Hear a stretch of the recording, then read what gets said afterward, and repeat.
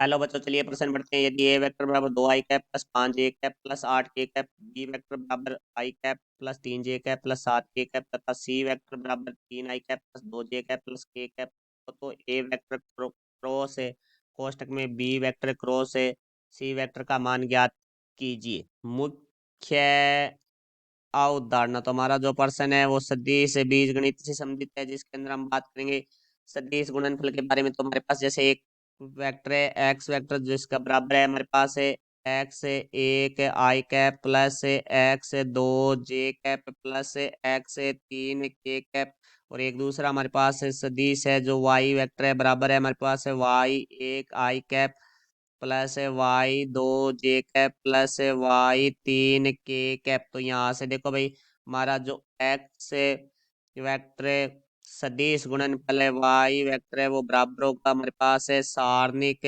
i cap j cap k cap.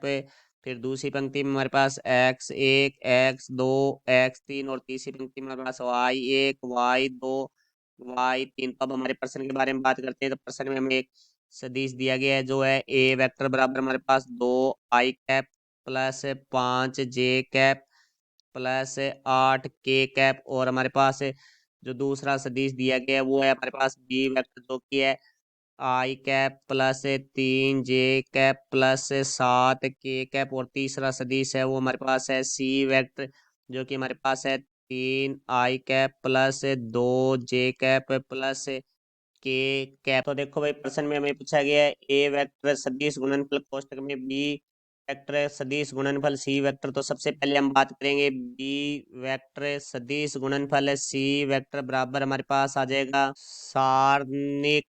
सारणिक में देखो पहली पंक्ति में हमारे पास होगा i कैप j कैप और k कैप। देखो यहाँ बी वेक्टर है, पहले तो बी वेक्टर के जो घटक है अदिश घटक है वो हमारे दूसरी पंक्ति में आएंगे, तो 1 3 7, और जो हमारे सी वेक्टर है उसके जो अदिश घटक है वो तीसरी पंक्ति में आएंगे, तो 3 2 1। तो अब देखो इसको बी वेक्टर सदिश गुणनफल सी वेक्टर बराबर हमारे पास है i कैप। देखो अब जो i कैप है वो जिस पंक्ति और स्तंभ में आ रहा है उसके अवयवों को छोड़कर शेष अवयवों को हम सारणी के रूप में लिखेंगे, तो 3 7 2 1। फिर हमारा जो चिन्ह आता है वो आता है माइनस का, फिर हमारा दूसरा अवयव, क्योंकि हम r1 के सापेक्ष इसका प्रसार कर रहे हैं, तो j कैप। तो यहाँ से देखो j कैप जिस पंक्ति और स्तंभ में आ रहा है उनके अवयवों को छोड़कर शेष अवयव लिखेंगे, तो 1 7 3 1। फिर हमारे पास प्लस का चिन्ह आता है क्योंकि एक अंतरक्रम में होते हैं चिन्ह। फिर हमारे पास तीसरा अवयव है वो पहली पंक्ति का के कैप है, फिर हम के कैप जिस पंक्ति और स्तंभ में आ रहा है उसको छोड़कर शेष अवयवों को सारणी के रूप में लिखेंगे, तो 1 3 3 2। तो यहाँ से देखो भाई हमारे पास है बी वेक्टर सदिश गुणनफल है सी वेक्टर, बराबर आ जाएगा i कैप पहले मुख्य विकर्ण के अवयव 3 और 1 को गुणा करेंगे तो 3 एकम 3 माइनस का चिन्ह आएगा। फिर अन्य विकर्ण दूसरा विकर्ण है उसके अवयव है 2 और 7 को गुणा करेंगे तो यहाँ आ जाएगा -14 माइनस j कैप पहले मुख्य विकर्ण के अवयव को 1 से गुणा करेंगे 1 माइनस दूसरे विकर्ण के अवयव 3 को 7 से गुणा करेंगे तो 21 प्लस k कैप पहले मुख्य विकर्ण के अवयव को गुणा होगा, तो 1 को 2 से गुणा करेंगे तो 2 आ जाएगा, माइनस का चिन्ह आएगा। फिर दूसरे विकर्ण के अवयव 3 को 3 से गुणा करेंगे तो हमारे पास आ जाएगा 9। तो यहाँ से देखो भाई बी वेक्टर सदिश गुणनफल सी वेक्टर बराबर आ जाएगा 3 - 14 है, तो -11 i कैप। फिर माइनस देखो हमारे पास है 1 - 21 है तो -20, तो माइनस और माइनस प्लस 20 j कैप। फिर 2 - 9 है तो माइनस का 7 होगा, तो प्लस को माइनस से गुणा करेंगे तो -7 के कैप आ जाएगा। अब हमें जो प्रश्न में पूछा गया है वो पूछा गया है ए वेक्टर सदिश गुणनफल कोष्टक में बी वेक्टर सदिश गुणनफल है सी वेक्टर। तो यहाँ से देखो भाई सारणिक में i cap j cap k cap, तो दूसरी पंक्ति हमारे जो अवयव आएंगे वो ए वेक्टर के आएंगे। तो ए वेक्टर के जो अदिश घटक हैं वो हमारे पास है 2 5 8। तीसरी पंक्ति में हमारे पास बी वेक्टर सदिश गुणनफल सी वेक्टर के जो अदिश घटक हैं वो आएंगे, तो वो हमारे पास है -11 20 -7। तो देखो पहली पंक्ति के सापेक्ष इसका प्रसार करेंगे तो i कैप।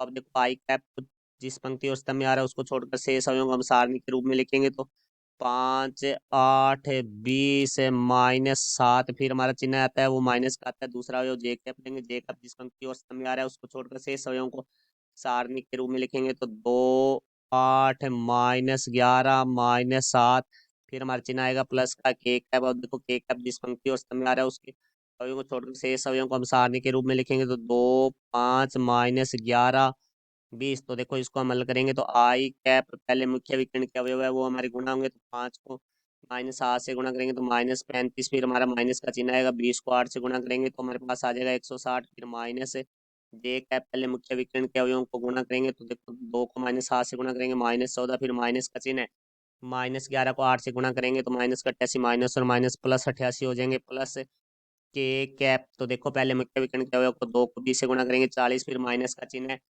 फिर हमें दूसरे विकर्ण के अवयव -11 को 5 से गुणा करेंगे, माइनस का 55 आएगा, तो माइनस और माइनस प्लस 55 हो जाएगा। तो यहाँ से देखो भाई हमारे पास माइनस के 160 और माइनस के 35 है, तो ये हो गया माइनस के 195 आई कैप, फिर हमारे पास प्लस के 88 और माइनस के 14 है, तो यहाँ से हमारे पास आ जाएगा 74, 74 है तो प्लस के यहाँ बार माइनस है तो प्लस माइनस माइनस हो जाएगा, 74 है जे कैप, फिर हमारे पास आ जाएगा प्लस 55 और 40 है वो हमारे हो जाएंगे 95 के कैप। तो ये हमारे प्रश्न का उत्तर हुआ, मैं आशा करता हूँ समझाया होगा। धन्यवाद।